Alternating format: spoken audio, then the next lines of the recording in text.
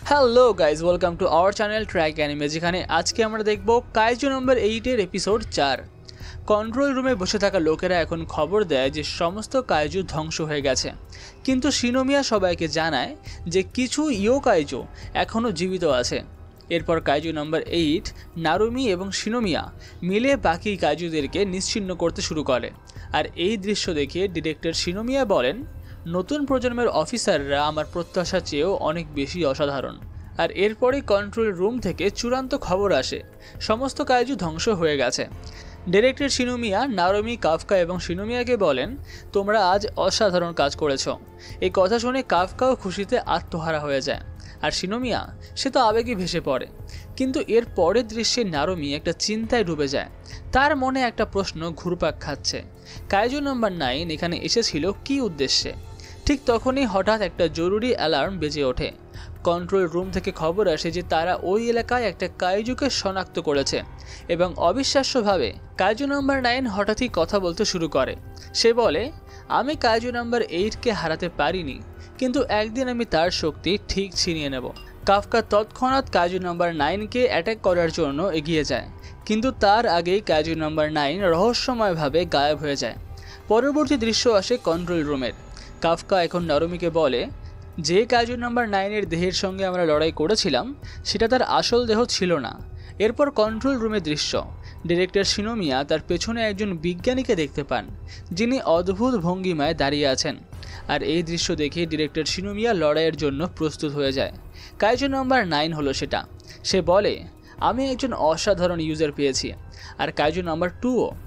এরপরে নারুমি আর kaiju number 8 দ্রুত এখন কন্ট্রোল রুমের দিকে ছুটে যায়। কাফকা এখন বলে যে তাহলে নিশ্চয়ই কাইজু নাম্বার 9-এর টার্গেট শুরু থেকেই ছিল ডিরেক্টর শিনোমিয়া। ডিরেক্টর শিনোমিয়া তৎক্ষণাৎ সবাইকে সেখান থেকে পালিয়ে যাওয়ার নির্দেশ দেন। সবাই পালাতে শুরু করে, কিন্তু কাইজু নাম্বার 9 হঠাৎই একটা বিস্ফোরণ ঘটায়। ধুলোর মেঘ সরে গেলে দেখা যায় যে ডিরেক্টর শিনোমিয়া একজনকে বাঁচিয়েছেন। তিনি বলেন, এই কাইজু নাম্বার 9 কাইজু নাম্বার 2-এর শক্তি চায়। তিনি দুজন অফিসারকে নির্দেশ দেন তাড়াতাড়ি এখানকার সবাইকে নিরাপদে বের করে নিয়ে যাওয়ার জন্য, কিন্তু একজন অফিসার বলেন, আমিও লড়ব। তবে সে এটাও বলে, আমি শুধুমাত্র লড়াইয়ের মাঝে এসে পড়ব, কারণ এবারের প্রতিপক্ষ অত্যন্ত শক্তিশালী।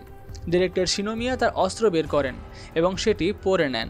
কাইজু নাম্বার 9 বলে, আমি বিশ্বাস করতে পারছি না যে আমার দুটো ক্লোন বিটা আর গামা এত তাড়াতাড়ি হেরে গেল। অন্যদিকে দুজন অফিসার সবাইকে সেখান থেকে বের করে নিয়ে যাচ্ছেন।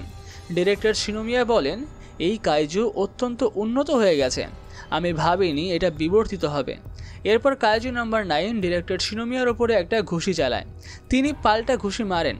দুজনের ঘুষি একে অপরের সঙ্গে ধাক্কা খায়, আর এই দুটো ঘুষির সংঘর্ষে তীব্র বাতাস বয়ে যায়।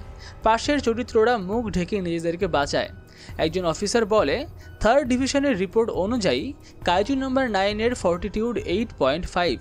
সে আরও বলে, ডিরেক্টর শিনোমিয়া এই 8.5 ফর্টিটিউড সহজেই সামলাতে পারবেন। কিন্তু ওই একটা ঘুষিতেই ডিরেক্টরের হাত প্রায় নষ্ট হয়ে যায়। কাইজু নাম্বার 9 বলে, আমি কি আগের চেয়ে আরও শক্তিশালী হয়ে গেলাম? এই বলে সে আরও একটা ঘুষি চালায়, কিন্তু ডিরেক্টর শিনোমিয়া তার ডান হাত দিয়ে এই সময় নিজেকে বাঁচিয়ে নেয়। তিনি বলেন, আজ আমি তোমাকে শেষ করব। আর পরের দৃশ্যে নারুমি ডক্টর শিনোমিয়ার কাছে ছুটে যায়। আর এমন সময় রিপোর্ট আসে যে আশেপাশের এলাকা খালি করা হয়েছে, তাই তাদেরও এখন সেখান থেকে পালিয়ে যাওয়া উচিত। কিন্তু ডিরেক্টর শিনোমিয়া বলেন, কাইজু নাম্বার 9-এর কাছে আমাদেরকে লোকেট করার ক্ষমতা আছে। আমরা এখান থেকে যতই পালাই না কেন, সে আমাদেরকে ঠিক খুঁজে ফেলবে।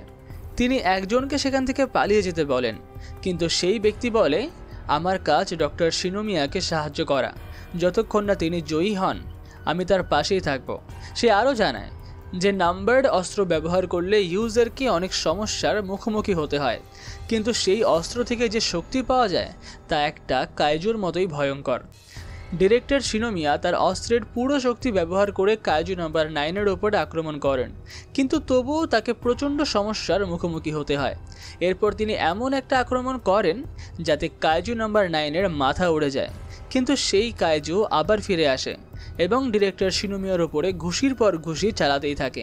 শেষে কাইজু নাম্বার 9 এমন একটা আক্রমণ করে যেটাতে ডিরেক্টর অনেক দূরে ছিটকে পড়েন। কাইজু নাম্বার 9 তাকে তুলে নিয়ে নিচে ছুঁড়ে ফেলে। একজন অফিসার তার সিস্টেমে দেখে ডিরেক্টর শিনোমিয়ার অবস্থা এখন খুবই খারাপ। তার গুরুত্বপূর্ণ অঙ্গগুলো ক্ষতিগ্রস্ত হয়েছে। কিন্তু এখানে ডিরেক্টর শিনোমিয়া আবার উঠে দাঁড়ান। তিনি সেই ব্যক্তিকে বলেন, যাই হোক না কেন, আমি আজ এই কাইজুকে হারাবই। ডিরেক্টর শিনোমিয়া এখন তার অস্ত্রের পূর্ণ শক্তি ব্যবহার করতে প্রস্তুত, কিন্তু সেই ব্যক্তি তাকে বাধা দিয়ে বলে, আপনি যদি এখন এটা করেন তাহলে হয়তো আপনি আর কখনো লড়তে পারবেন না। ডিরেক্টর শিনোমিয়া জবাব দেন, এতে আমার কিছু যায় আসে না। পরবর্তী প্রজন্ম অনেক বেশি সক্ষম, তারা কাইজুদের ধ্বংস করতে পারবে। কিন্তু ঠিক তখনই কাইজু নাম্বার 9 ডিরেক্টর শিনোমিয়ার ওপরে আক্রমণ করে। আর এরপরে আমরা একটা ফ্ল্যাশব্যাক দেখতে পাই, যেখানে শিনোমিয়ার বাবা এবং মা উপস্থিত। ডিরেক্টর শিনোমিয়া বলেন, কিকোরু ডিফেন্স ফোর্সে যোগ দিতে চায়। এটা খুবই স্বাভাবিক, কারণ সে এই পরিবারে জন্মেছে। কিকোরুর মা বলেন, যদি সে ডিফেন্স ফোর্সে যোগ দিতে চায় তাহলে আমি তাকে ট্রেনিং দেব, কিন্তু আমি চাই কিকোরুর বাবা অর্থাৎ ডক্টর শিনোমিয়া তাকে ভালোবাসায় মাখিয়ে বড় করুক। আর এরপরেই আমরা আবার বর্তমানে ফিরে আসি। ডিরেক্টর শিনোমিয়া কাইজু নাম্বার 9-এর সঙ্গে তুমুল লড়াই করছেন। এবার তিনি পুরো শক্তি দিয়ে লড়ছেন। তিনি কাইজু নাম্বার 9-এর ওপরে একটা ভয়ঙ্কর ঘুষি মারেন, যাতে প্রচণ্ড শক্তি সঞ্চিত ছিল। কিন্তু সেই ব্যক্তি জানায় যে কাইজু নাম্বার 9 তার রূপ পরিবর্তন করছে। তবুও ডিরেক্টর শিনোমিয়া পূর্ণ শক্তি নিয়ে আরও একটা ঘুষি প্রস্তুত করেন। আর এই আক্রমণ এতটাই শক্তিশালী যে অনেক দূর থেকে কাফকা এবং নারুমি তা দেখতে পায়। সব কিছু শেষ হলে সেই ব্যক্তি এগিয়ে গিয়ে দেখে যে ডিরেক্টর শিনোমিয়া দাঁড়িয়ে আছেন, কিন্তু তিনি অচেতন। আর কাইজু নাম্বার 9-এর কোর তা একেবারেই অক্ষত, আর সেটা থেকে সে তার দেহ রিজেনারেশন করছে। সেই ব্যক্তি ডিরেক্টর শিনোমিয়াকে পালিয়ে যেতে বলে, কিন্তু ডিরেক্টর শিনোমিয়া আরও একটা আক্রমণ করতে যান। কিন্তু তখনই কাইজু নাম্বার 9 তাকে ঘিরে ফেলে। আর এই মুহূর্তে কাইজু নাম্বার 8 অর্থাৎ কাফকা এবং নারুমি সেই জায়গায় পৌঁছে যায়। নারুমি এখন ডিরেক্টর শিনোমিয়াকে দেখে তার কাছে ছুটে যায়, কিন্তু কাফকা বুঝতে পারে যে যেই ব্যক্তি তাদের সামনে দাঁড়িয়ে রয়েছে সে ডিরেক্টর শিনোমিয়া নয়, সে আসলে কাইজু নাম্বার 9। হঠাৎই কাইজু নাম্বার 9 নারুমির ওপরে আক্রমণ করে, কিন্তু কাফকা ঠিক সময়ে নারুমিকে বাঁচিয়ে নেয়। কাফকা লক্ষ্য করে যে কাইজু নাম্বার 9-এর শক্তি এখন আগের চেয়েও অনেক বেশি ভিন্ন।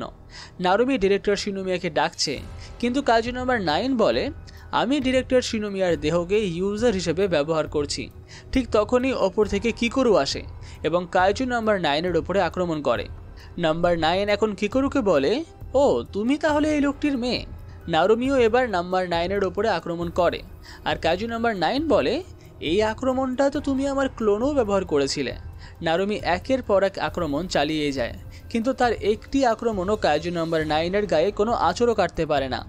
এখন আমরা আরও একটা ফ্ল্যাশব্যাক দেখতে পাই, আর এই ফ্ল্যাশব্যাকে ডিরেক্টর শিনোমিয়া নারুমিকে বলছেন, সবচেয়ে শক্তিশালী ডিভিশন তৈরি হওয়ার পর আমি লড়াই ছেড়ে দেব, আর আমার তোমার ওপরে পূর্ণ ভরসা আছে নারুমি। নারুমি আবার কাইজু নাম্বার 9-এর ওপরে আক্রমণ করতে এগিয়ে যায়, কিন্তু কাইজু নাম্বার 9 বলে, এখন আমার এখান থেকে চলে যাওয়ার সময় হয়ে গেছে। তবুও নারুমি তার উপরে আক্রমণ করে এবং কাফকাও তার সঙ্গে যোগ দেয়, কিন্তু কাইজু নাম্বার 9 দুজনেরই আক্রমণকে ব্লক করে দেয়। আর এখানেই শেষ হয় এপিসোড 4। পুরো ভিডিওটি ভালো লেগে থাকলে ভিডিওটিকে লাইক, কমেন্ট, শেয়ার অবশ্যই করবে। আর পরবর্তী এপিসোডটি দেখার জন্য চ্যানেলটাকে সাবস্ক্রাইব করতে একদম ভুলবে না। তাহলে দেখা হচ্ছে পরবর্তী পর্বে।